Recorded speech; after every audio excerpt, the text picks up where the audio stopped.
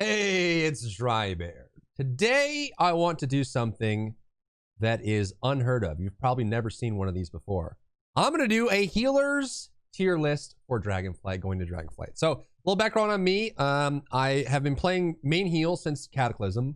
Vanilla, I was main tank, and then Wrath and Burning Crusade kind of went between Warrior and Shaman and did things. But in Cataclysm, I loved Druid. I played main healing, and I've been healing M+ and Raid and PvP ever since. So I love healing. Usually every expansion I play all of the healers, which is why I'm excited for this expansion. We get a brand new healer, the Evoker. So now we have 7 specs, 6 classes to play healer on. So what I'm going to do is, just as a prediction, right? We're seeing a little bit of beta testing for M+ and for Raid. It's hard to know exactly where the classes are going to fall, but based on my experience, based on the tools, having played every healer in hard content, what I think the classes will fall in. I'm going to do this for all PvE content in general, just so you know where the healers fall and who won the most or lost the most going into Dragonflight.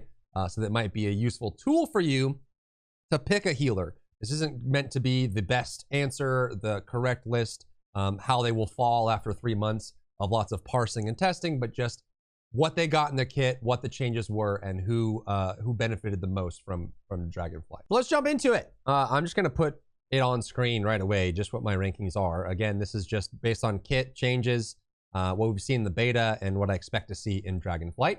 And I think we'll go through some of the details on what that is. I don't want to go too in-depth, like class guide level, but we're going to talk about some of the things that change, some of the benefits, and weaknesses. So yeah, let's start at the very top of the list. Starting with overall my number 1 slot, which is going to be Resto Druid. They have always been, as long as I can remember, they have always been in the top 3.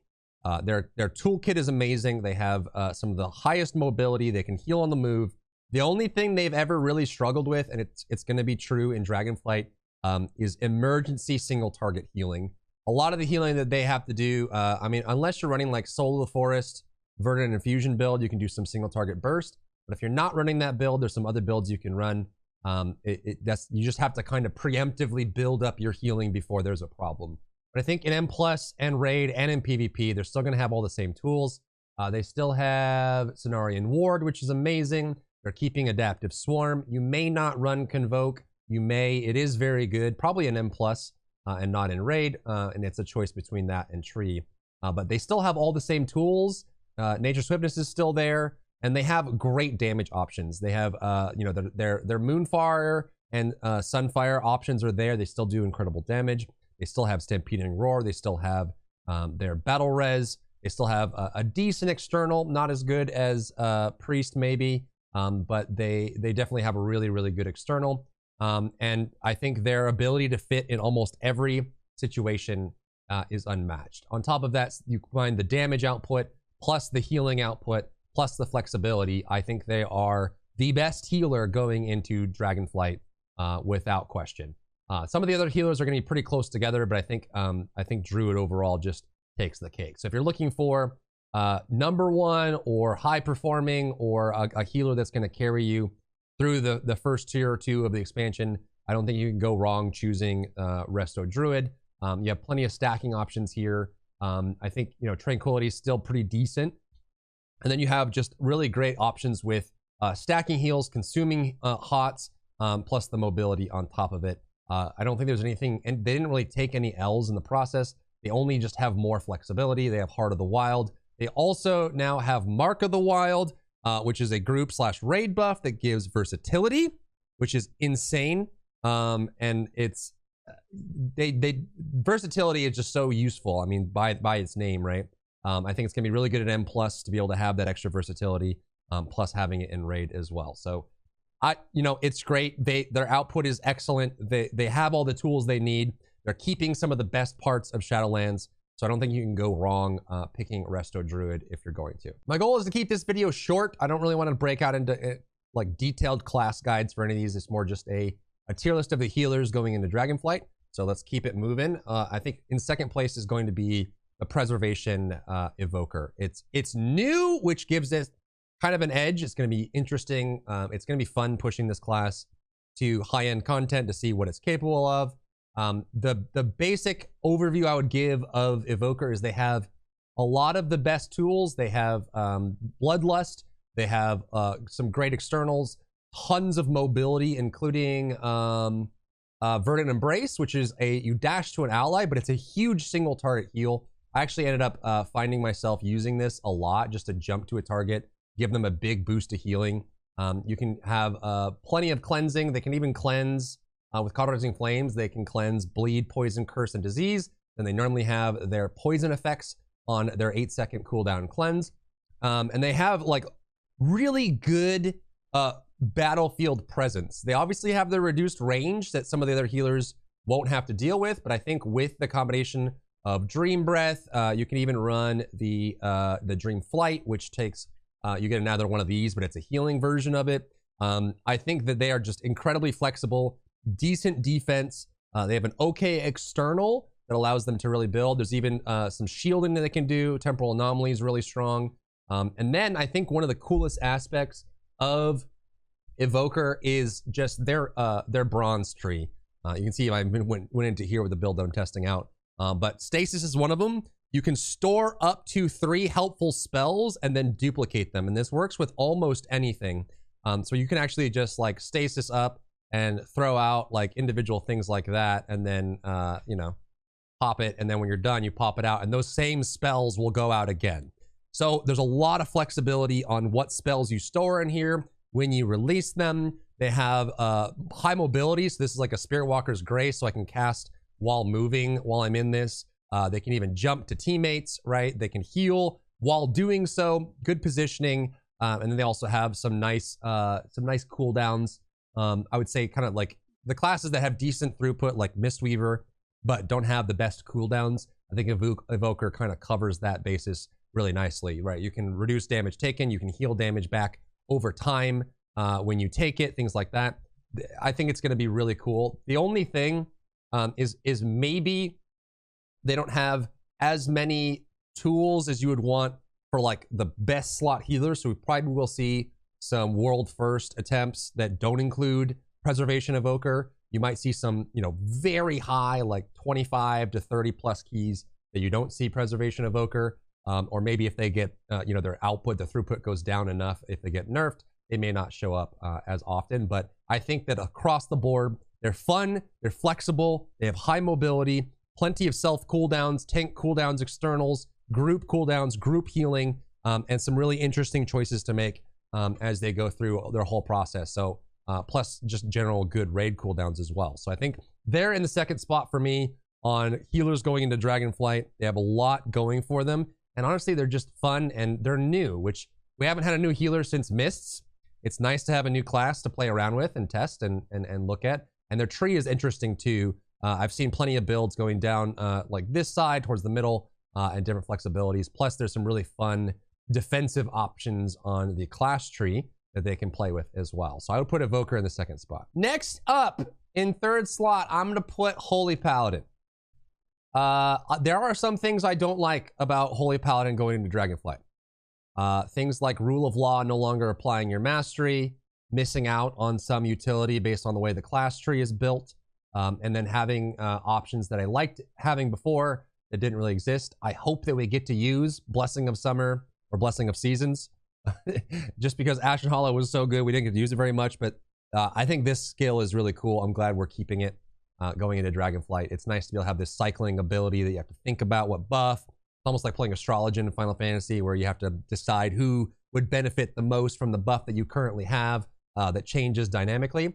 They're keeping Divine Toll, super strong, very useful. I think they still have some of the same downsides that we had in Shadowlands, in that they are incredibly powerful in wings and they struggle a little bit outside of it. So most of playing Holy Paladin is very cooldown dependent, using your cooldowns intelligently, using your holy power intelligently, and putting that all together. On top of that, they will have a interrupt now.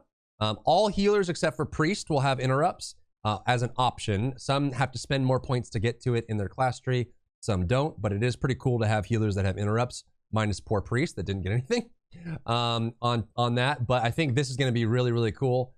They still have Beacon of Virtue versus Faith, Virtue for more group healing activities. They got the Legion Tears Deliverance back. I'll be honest, I haven't tested this too much. It could be cool. You even have ways to extend the duration of Tears Deliverance. This was the Legion ability that pulsed healing to random targets that were near you. And yeah, they also have a battle res now, which is super dope. So now previously you just needed Druid or Death Knight for battle res. You can get a battle res now with Paladin, which is super cool. But I think the big thing that has always kept them at middle of the pack or higher is just the same going into Dragonflight. High throughput, especially under pressure, especially in wings. With cooldowns up, Holy Paladin is very hard to match in throughput. And they have tons of tools, right? They have Blessing of Protection. They can make physical immunity for a target. They can remove bleeds.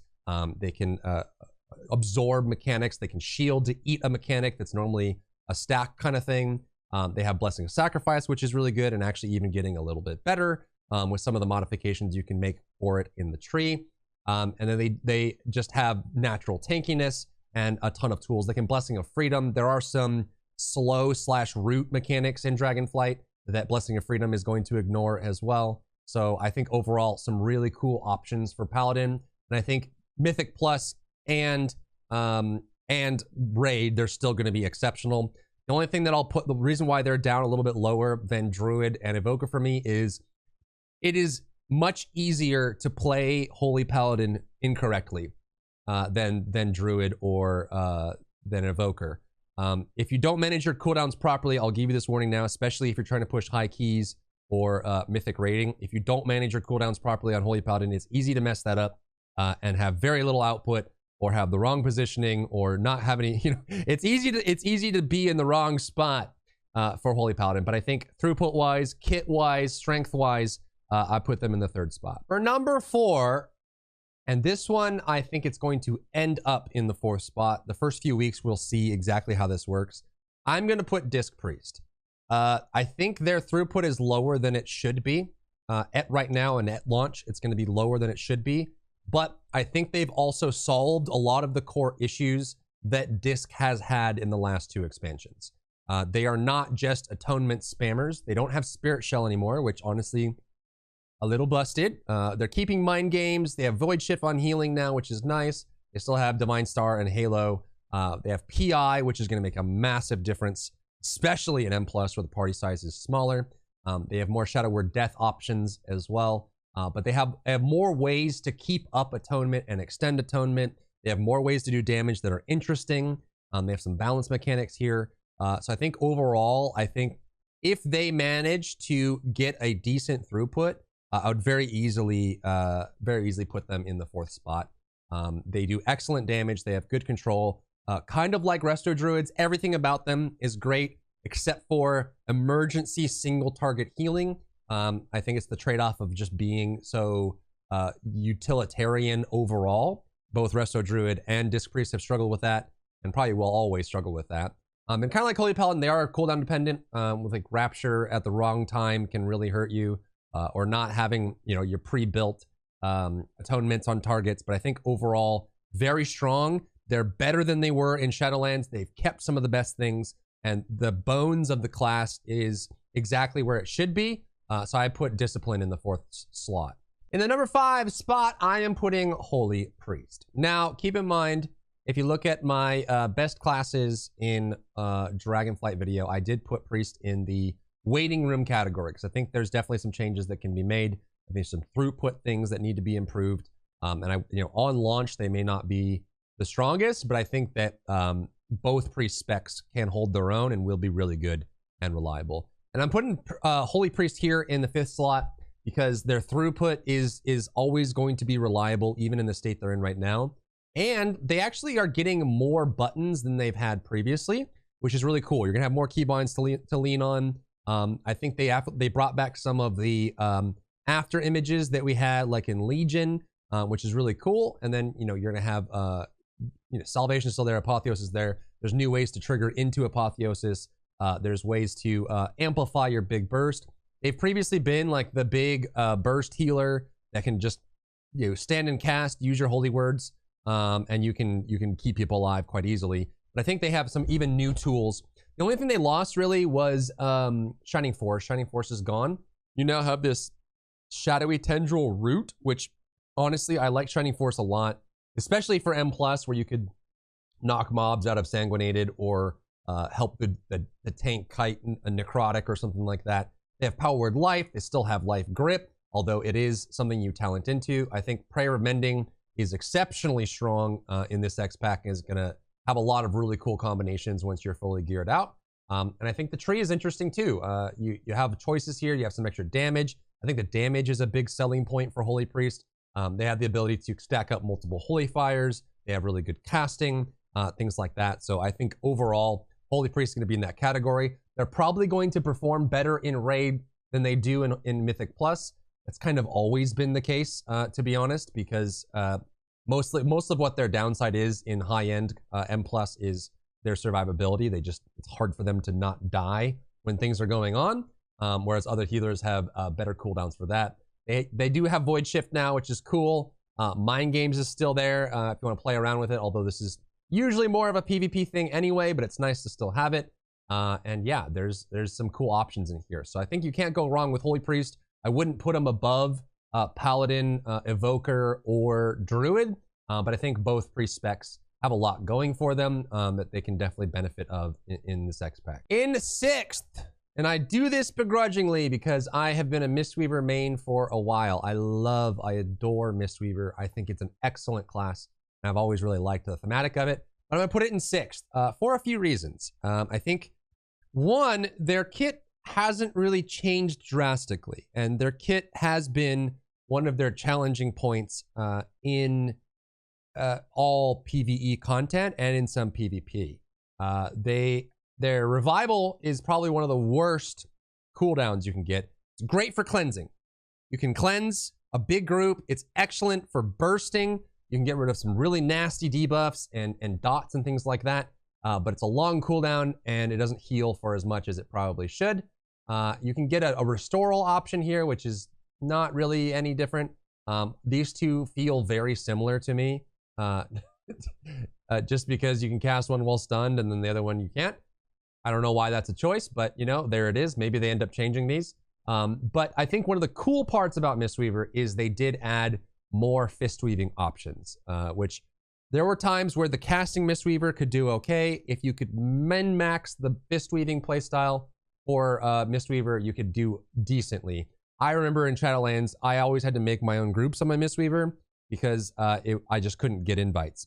If you do any keys at like 20 or higher, getting an invite as a Mistweaver was unheard of. You had to make your own groups because it's just kind of has that downside. I still think they're exceptionally strong, and if you can master the new fist weaving style, it's going to be absolutely bonkers. They still have Ring of Peace, which is super strong.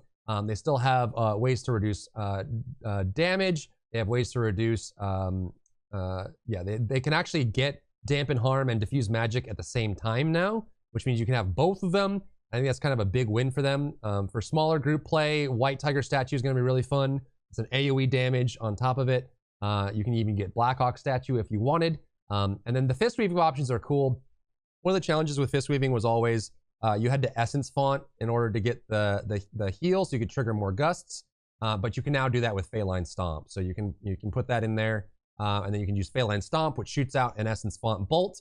And there's other effects you can do while you're fist weaving on top of your Feline Stomp that allow you to restore mana or reset your kick, get more bursts, things like that. Thunder Focus Tea is getting interesting. We're getting the Breath of Yu'lon. I forget where. I've been through so many trees, I forget where things are now, but you get this. I think I have it equipped. Yeah, so when you do Thunder Focus Tea, you can get Breath of Yu'lon, which we used to have a while ago.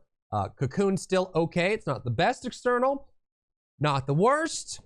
It's up there. I think the biggest problems that Mistweaver has always had are still going to be prevalent in Dragonflight. Firstly is mana. That when you have medium to low damage in Raid and in M+, Mistweaver's great. They have tons of throughput. They have great options. But when you're under duress, the only real option that Mistweaver has is to burn mana like it's going out of style. And I think that problem is still going to be prevalent in Dragonflight, which is why they're on number 6 for me. There is a cool additive here. I might have it equipped. I forget where it is.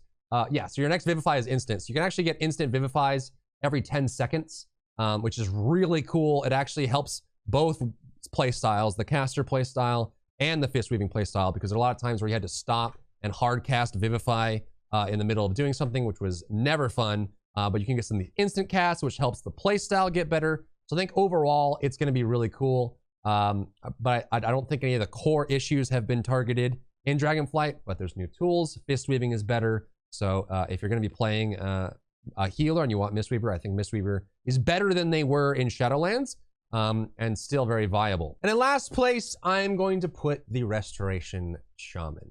I have always loved Shaman. And one of the things that has always like held Shaman in my heart all the years is the utility, the tool belt that they've had. They've had an answer for every situation. They were the only healer before Dragonflight that had an interrupt.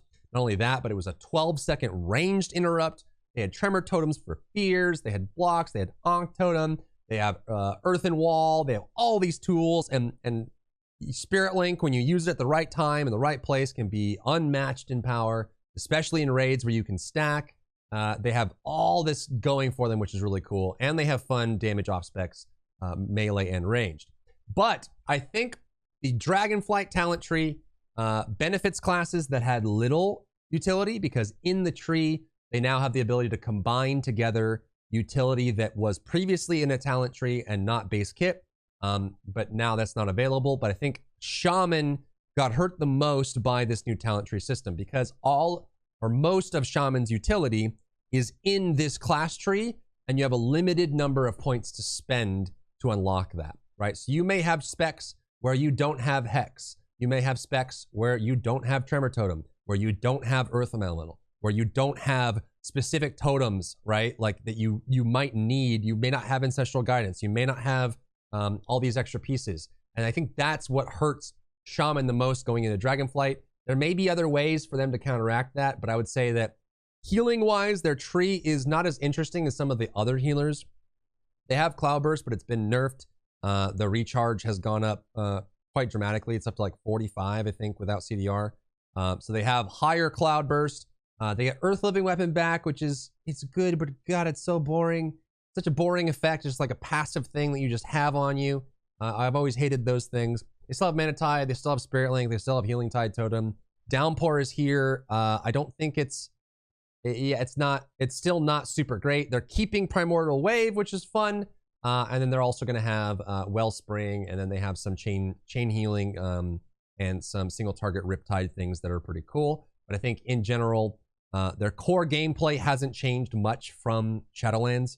If you liked Shadowlands Resto Shaman, you would probably just still be okay with it, just be slightly less enjoyment coming out of them in Dragonflight, mainly because you're gonna have to pick and choose your utility aspects, and there isn't really any major core solutions that came into the core gameplay of Shaman, Resto Shaman, going to Dragonflight. There are some cool things. They got Gust of Wind back, which is super fun. I love this ability. It's one of my favorites. You can just do some air and jump like that. Super useful in arenas. It was one of my favorite things playing Resto Shaman in Arena, was be able to jump off and jump back and things like that.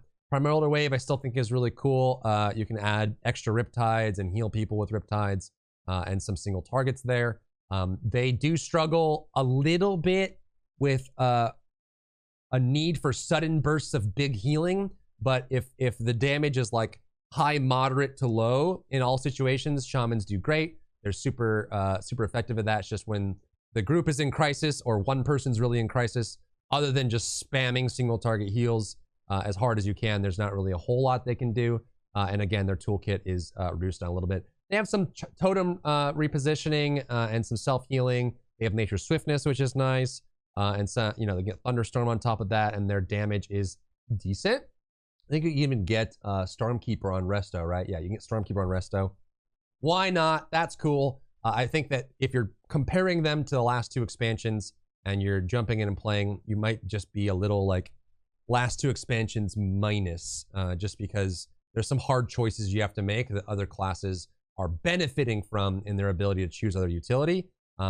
Is Shaman going to be bad? I don't think any of the healers are going to be unviable. I'm just kind of looking at like who gets the most, who's looking the sharpest, and who's looking the best going into Dragonflight. So this is the last one. There's my healer list. This is going to change. We'll do more testing when we get access to these classes in the real content with a real expansion live. But I wanted to put this together on my thoughts on the healers for Dragonflight. If you enjoyed yourself today, leave a like down below. You can support me and my work on Patreon and view Patreon exclusive content, link in the description. Thank you so much for tuning in, and I'll see you in the next one.